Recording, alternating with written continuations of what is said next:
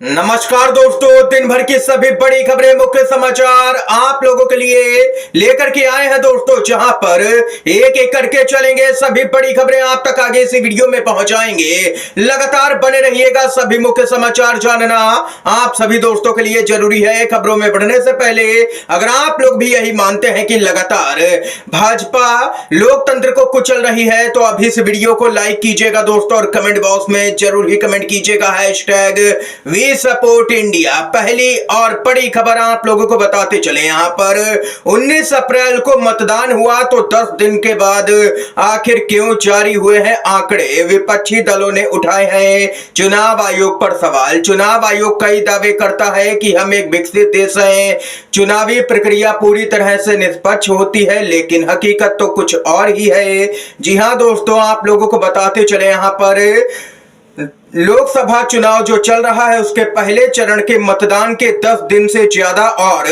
दूसरे चरण के मतदान के 4 दिन बाद इलेक्शन कमीशन ने यहां पर 30 अप्रैल को 2 दौर का मतदान डेटा जारी किया है। यानी कि देख सकते हैं कि कितने दिन हो गए हैं और अब जाकर के वोटिंग परसेंटेज जारी किया गया है चुनाव आयोग की तरफ से। ये यहां पर हैरान करने वाली बात है। इतना ही नहीं दोस्तों, आंकड़ों में हेरफेर भी कर दिया गया है। ऐसा यहां पर विपक्षी दलों ने दावा भी किया है। वोटिंग के डेटा में हुई देरी को लेकर के लगातार विपक्षी दल सवाल खड़े कर रहे हैं। शिवसेना उद्धव बालासाहेब ठाकरे के नेता आनंद दुबे ने कहा है कि चुनाव आयोग ने एक प्रेस नोट जारी किया है जिसमें कहा गया है कि चुनाव के पहले और दूसरे चरण में 66% मतदान हुआ है। चौंकाने वाली बात तो यह है कि दोनों ही चरणों में एक बराबर ही मतदान हुआ है, ये कहना है चुनाव आयोग का। उन्होंने कहा है कि चुनाव आयोग को वोटिंग का डेटा जारी करने में करीब 10 दिन का समय लग गया। उन्होंने यह भी कहा है कि चुनाव के पहले और दूसरे चरण के बाद मीडिया ने कहा कि 60% मतदान हुआ था और अब 66% है। ये सब आखिर क्या हो रहा है? ये 6% वोटिंग आखिर कहां से आ गई है? ये यहां पर वोटिंग कैसे बढ़ी है? ये यहां पर कई तरह के दोस्तों सवाल उठ रहे हैं, लेकिन चुनाव आयोग यहां पर लगातार चुप्पी साधे हुए हैं। 10 दिनों से ज्यादा के समय के बाद में यहां पर आंकड़े जारी किए जाते हैं, वो भी तब जब यहां पर विपक्षी दल आवाज उठाते हैं, मोर्चा खोलते हैं, तब ये आंकड़े जारी किए गए हैं। देख सकते हैं कि किस तरीके से देश के अंदर लोकसभा का चुनाव यहां पर करवा रहा है चुनाव आयोग, जो कि पूरी तरह से दबाव में नजर आ ही रहा है। आप लोगों की क्या कुछ राय है खबर को लेकर के कमेंट बॉक्स में बताइएगा। इसके साथ ही बड़ी खबर दोस्तों सामने निकल के आ रही है, बताते चले, अजमेर में एक बार फिर से होगी वोटिंग। इस बड़ी गड़बड़ी के चलते चुनाव आयोग ने लिया है फैसला। क्या कुछ है मामला, बताते चले। राजस्थान में लोकसभा चुनाव 2024 के लिए सभी सीटों पर मतदान 26 अप्रैल को ही समाप्त हो गए थे। हालांकि यहां की एक सीट ऐसी है जहां पर 2 मई को दोबारा से वोटिंग होगी। यह है अजमेर लोकसभा सीट, जहां पर निर्वाचन आयोग ने एक बार फिर से मतदान कराने का फैसला किया है। दरअसल बताया जा रहा है कि एक बड़ी गड़बड़ी की वजह से इलेक्शन कमीशन को यहां फिर से पोलिंग करानी पड़ रही है। गौरतलब है कि अजमेर लोकसभा क्षेत्र के नांदसी गांव में एक पोलिंग बूथ पर मतदान केंद्र 195 का रजिस्टर कहीं गुम हो गया है। मुख्य निर्वाचन अधिकारी प्रवीण गुप्ता ने बताया कि दूसरे चरण के मतदान के बाद जब कर्मी ईवीएम को जमा करने के लिए जा रहे थे तब इस बूथ से संबंधित कागज और सामान खो गए। यही वजह है कि अब यहां पर दोबारा से चुनाव करवाए जाएंगे। ये यहां पर काफी गंभीर मामला सामने निकल के आया है राजस्थान से। इसके साथ ही एक और बड़ी खबर जो आ रही है, बताते चलें। अमेठी और रायबरेली में नामांकन में बस 2 ही दिन बचे हैं। राहुल गांधी के चुनाव लड़ने पर अब तक सस्पेंस बरकरार है। जी हां दोस्तों, उत्तर प्रदेश के चर्चित लोकसभा क्षेत्र अमेठी और रायबरेली में नामांकन की अवधि खत्म होने में सिर्फ 2 दिन का ही समय बचा हुआ है, लेकिन कांग्रेस की तरफ से उम्मीदवारों को लेकर के अब तक तस्वीर साफ नहीं है। पिछले कई दिनों से इसको लेकर के अटकलें जारी है कि इन दोनों ही सीटों से राहुल गांधी और प्रियंका गांधी गांधी चुनाव लड़ सकते हैं, लेकिन कांग्रेस के अध्यक्ष मल्लिकार्जुन पहले ही कह चुके हैं कि हम चौंकाने वाले नाम देने जा रहे हैं। हालांकि सूत्रों के हवाले से खबर है कि प्रियंका गांधी लोकसभा का चुनाव नहीं लड़ेंगी, वह केवल चुनाव प्रचार ही करेंगी पार्टी के लिए देश भर में जा करके। ये यहां पर खबर आई है और माना जा रहा है कि अब आने वाले 12 से 24 घंटों के अंदर यहां पर कांग्रेस पार्टी लिस्ट जारी कर देगी। रायबरेली और अमेठी लोकसभा क्षेत्र से कौन प्रत्याशी होगा इंडिया गठबंधन का, ये पता चल जाएगा। इसका ऐलान किया जाएगा कांग्रेस पार्टी की तरफ से।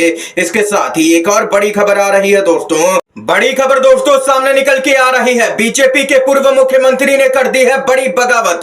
लोकसभा चुनाव के बीच में भाजपा की मुश्किलें बढ़ा दी हैं। ओवर कॉन्फिडेंस को सबसे बड़ी चुनौती मानते हैं बीजेपी के पूर्व मुख्यमंत्री। सूरत लोकसभा को लेकर के बोले, जो हुआ बहुत ही बुरा हुआ।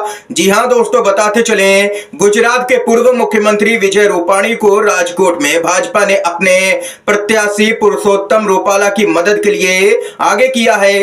रूपाला अपने कुछ बयानों के चलते संसदीय क्षेत्र में राजपूत समुदाय के गुस्से का लगातार सामना कर रहे हैं। भाजपा की मुश्किलें इस बार गुजरात के अंदर भी बढ़ी हुई हैं।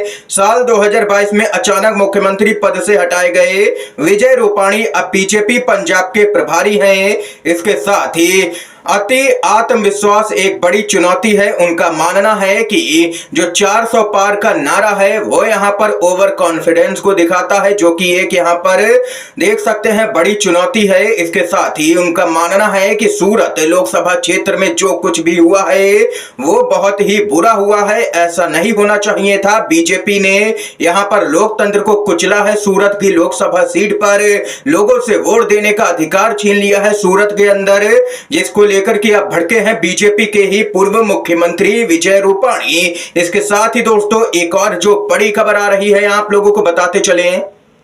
असदुद्दीन ओवैसी का पीएम मोदी और अमित शाह पर जोरदार हमला। अगर प्रज्वल रेवन्ना की जगह कोई अब्दुल होता तो टीवी चैनल वाले हल्ला कर देते। गोदी मीडिया को भी निशाने पर ले लिया है असदुद्दीन ओवैसी ने। इसके साथ ही कांग्रेस के अध्यक्ष मल्लिकार्जुन खड़गे ने यहां पर बड़ा दावा किया है। उससे पहले बताते चले, डीके शिव कुमार जो कि उप मुख्यमंत्री हैं कर्नाटक के, उन्होंने पूछा, अमित शाह बताएं प्रज्वल रेवन्ना को देश से भागने में किसने मदद की है। ये यहां पर सबसे बड़ा सवाल पूछ लिया है डीके शिव कुमार ने, जिसके बाद में बीजेपी में सन्नाटा छाया हुआ है। इसके साथ ही कांग्रेस के अध्यक्ष मल्लिकार्जुन खड़गे का बड़ा दावा, कहा हम बहुमत हासिल करने जा रहे हैं।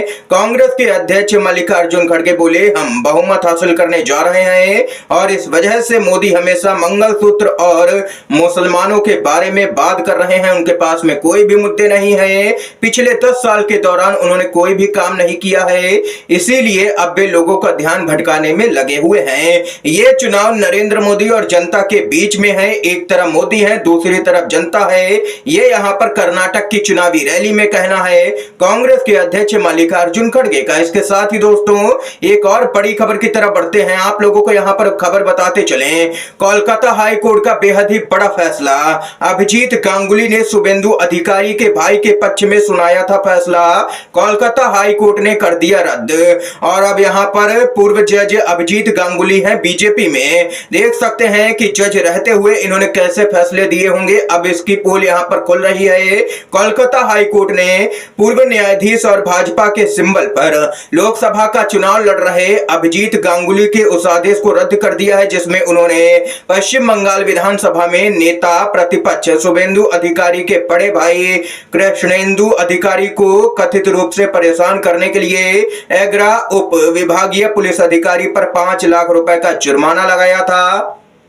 ये यहाँ पर दोस्तों इस समय की आज की तमाम बेहद बड़ी खबरें, मुख्य समाचार थे जो हमने आप लोगों तक पहुंचाए। अगर आप लोगों को दोस्तों ये वीडियो पसंद आया हो तो अभी इस वीडियो को लाइक कीजिएगा, ज्यादा से ज्यादा इन खबरों को, मुख्य समाचारों को शेयर कीजिएगा अपने सभी दोस्तों में, और चैनल पर नए हैं तो दोस्तों चैनल को जरूर ही सब्सक्राइब कीजिएगा। वीडियो देखने के लिए आप सभी का बहुत बहुत धन्यवाद। जय हिंद, जय भारत।